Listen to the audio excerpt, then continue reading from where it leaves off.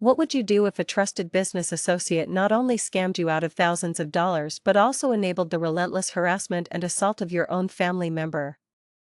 In today's story, my choice was not just to get even, but to orchestrate a systematic and total takedown that would make them regret the day they were ever born. This all started about 9 years ago. I have an extremely beautiful niece on my husband's side, Sophia. She's a head-turner, but also incredibly humble, smart, and approachable. Her one weakness is that she's very shy and has always had trouble asserting herself and enforcing personal boundaries. Back in my first marketing job, I knew a guy named Daniel. We were young, working in the same building, and part of a clique that always ate lunch together at the lobby cafe. Daniel was the cool guy, super funny, likable, and always clear about his goal of becoming a business owner. Eventually, our group drifted apart as we all moved on to different jobs and lives. Fast forward a decade or so, and I was married and actively looking to expand our own business. In a stroke of coincidence, I bumped into Daniel at a dentist's office. We caught up, and he told me he had finally achieved his dream and now owned a small business services company. I checked out his website, was impressed, and decided to give his services a try. He soon became our regular supplier, and our working relationship was so successful that we sent him a ton of referrals. In essence, we played a significant part in helping him build his business from the ground up. When I heard Daniel was hiring, I encouraged my niece, Sophia, to apply. She was hired as a little bit of everything employee. The pay wasn't amazing, but she was just one course away from graduating and was eager to build her resume. For about a year, things were great.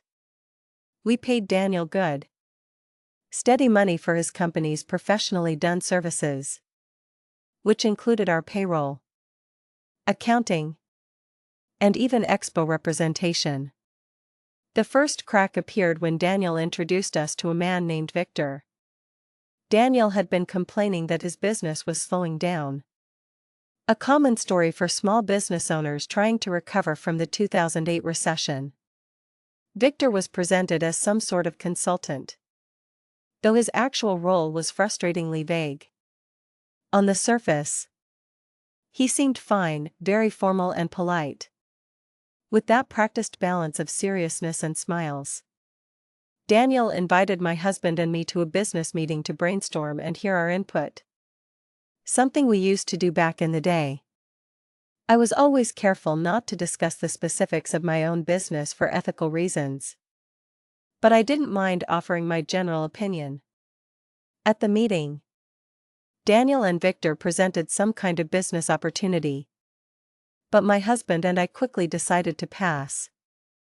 At the end of the dinner, after everyone had pitched in, the bill was still $90 short.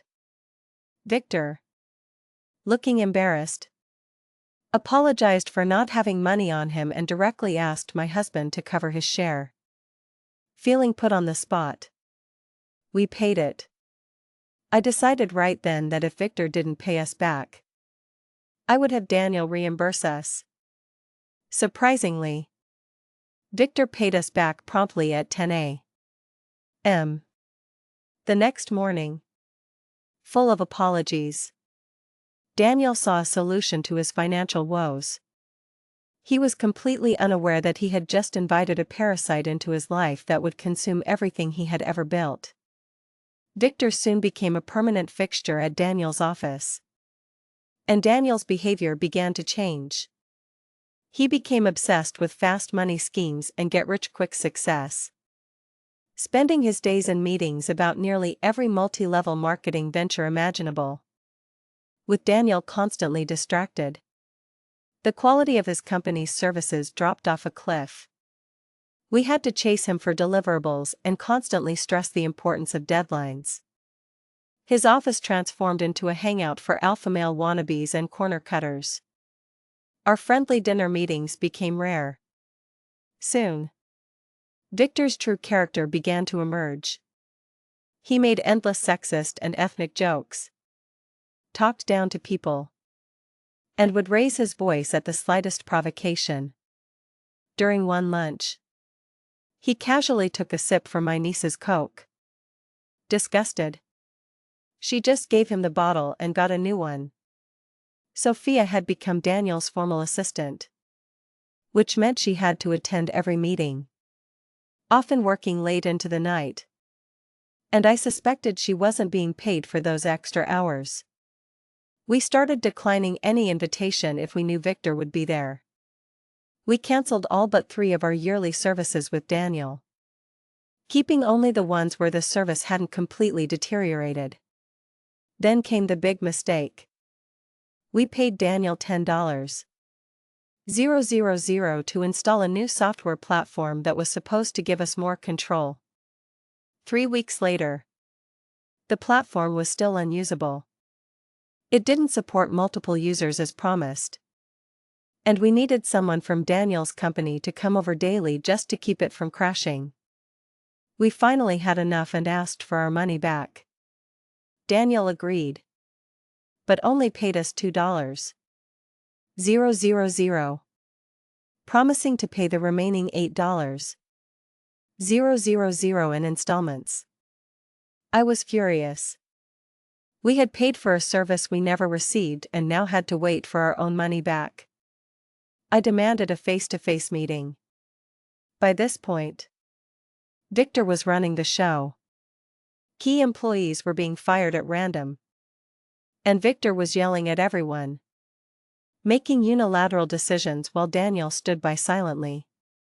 My niece looked miserable. Daniel had her carrying a suitcase and constantly serving coffee to Victor. I couldn't stand the crude jokes Victor directed at her. And since Daniel refused to do anything, I started standing up for her myself. Victor did not like being challenged, and the atmosphere grew incredibly tense.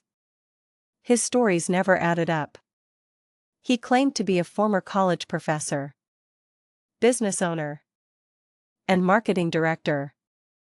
He would talk about long motorcycle rides in Italy. Yet he didn't own a car and was living at a friend's house. When I pressed Daniel for the rest of my refund at our meeting, Victor went ballistic. He tried to intimidate me, yelling, "Are you a software expert? Are you? Because if you were, you wouldn't need our services. Answer my question or shut up and stop talking because you don't know what you are doing." I calmly replied that I wasn't an expert. He shot back, "Then close your f***ing mouth." That was it. I stood up, my voice steady and cold. "I'm not an expert," I said, looking him dead in the eye. "But I am the paying client." I turned to him fully. "Watch your mouth. You will not get a second warning." My relationship with Daniel was shattered. He hadn't defended me. Not as a friend. And not even as a client. I told him in no uncertain terms that I would never deal with Victor again and immediately cancelled our remaining accounting and payroll services. I had zero trust left. That night, I started digging into Victor's background. It didn't take long to find the truth. None of his corporate experience was real. What he did have was an extensive criminal record, gender-based violence, bank and wire fraud, securities fraud, and an active arrest warrant from 8 years prior. I forwarded everything to Daniel. He never replied. I urged Sophia to quit, but she wanted to finish her semester first, worried that if she left, Daniel would never pay her the overtime he owed her. Daniel contacted me, offering an unconvincing apology and a solution. He wanted me to meet with the owner of an excellent software company who could help. promising he would cover the expense. I confronted him about Victor's criminal record. He lied, claiming he didn't know and had already cut ties with him. I agreed to the meeting. The woman, Veronica, was hostile and reeked of a superiority complex. She bragged about her yacht and multiple real estate holdings but barely mentioned anything about software. I researched her afterward and found a lot of questionable information. When I asked Daniel directly if she was connected to Victor, he gave me a vague, evasive answer. I pressed for a yes or no. His response was chillingly arrogant. I can't compromise the integrity of my success by indulging in your unfounded assumptions. It turned out Veronica was his new savior. She had supposedly engaged him to help set up one of her big companies for a total of $750,000 and was paying him $2,000 a week for some preliminary work.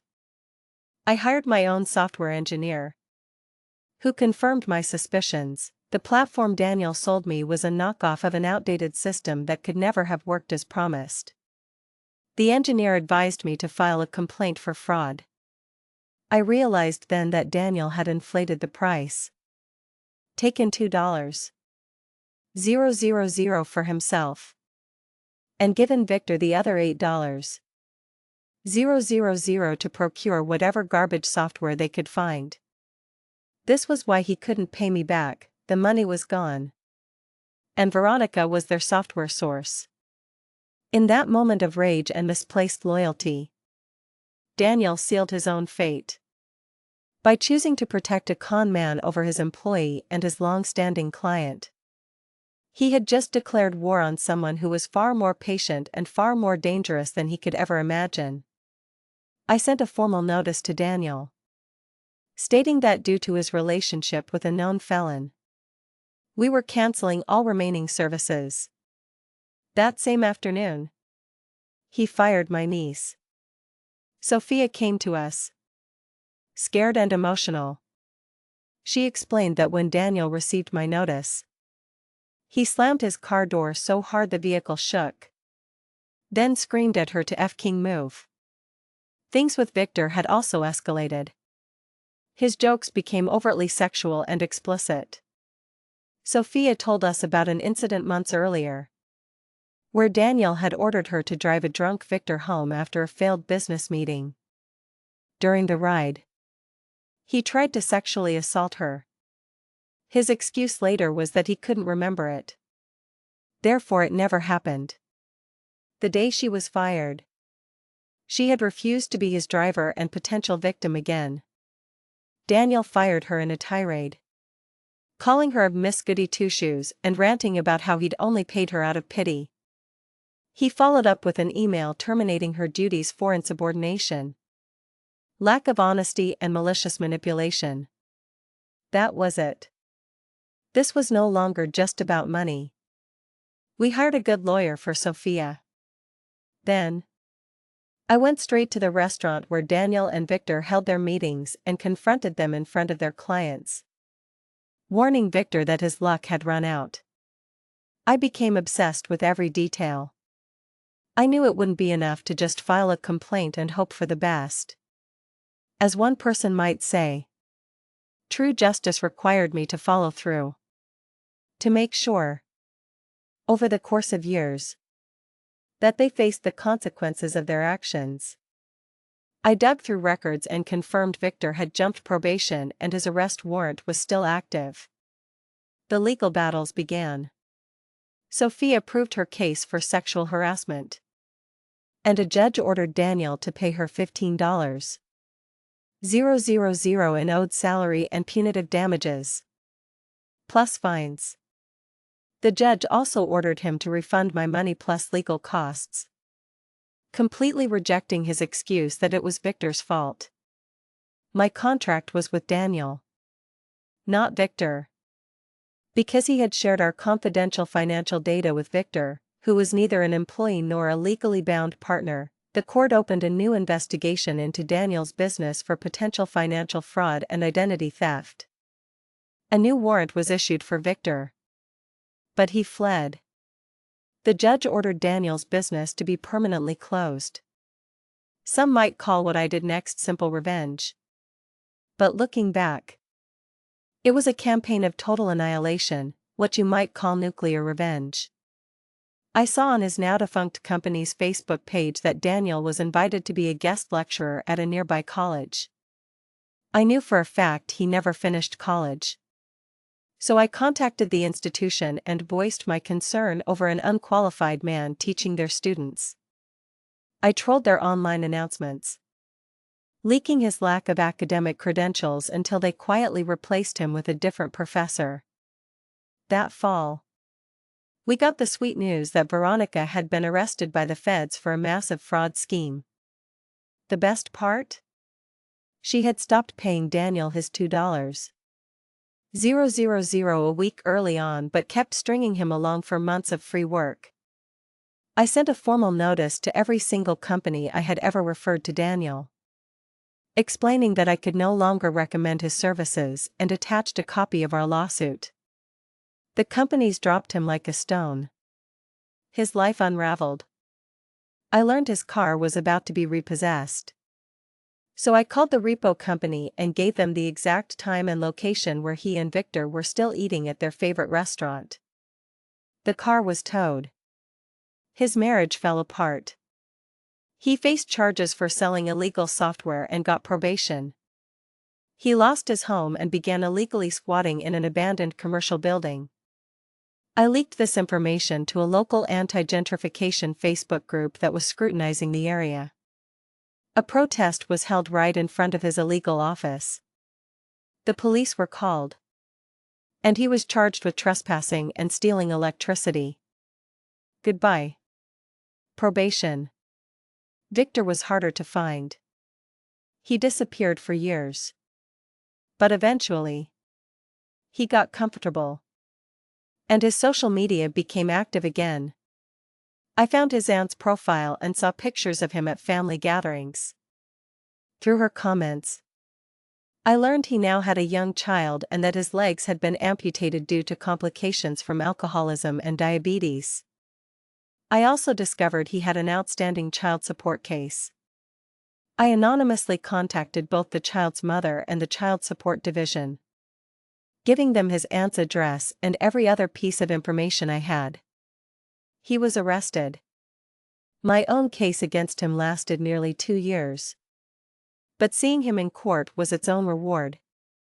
This revealed Victor's greatest fatal flaw, his belief that he was always the smartest person in the room. He never once considered that the consequences of his actions would catch up to him. His health was clearly failing. His hands trembled, and his voice was weak. He cried when he was sentenced, dropping his head and turning pale as medics were called to assist him. The judge's opening sentence said it all. I'm tired of this case. In over 10 years, I've read your name in multiple warrants. And yet, you avoid responsibility, forcing us to spend taxpayer money on tracking you. What's wrong with you? You plead and bring up your health problems. But none of that deterred you from stealing, abusing, and debilitating the integrity of those under your influence. Every time the judge looked away, I smiled right at his face. He served 4 years of a 36-year sentence before dying in prison in 2019. This story is a stark reminder that greed is a corrosive force, and that when you mistreat people, you never know who you're messing with. Some people don't just get mad, they get even. Meticulously and completely. So I have to ask, have you ever had to go to extreme lengths to get justice? And where do you draw the line between revenge and righteousness?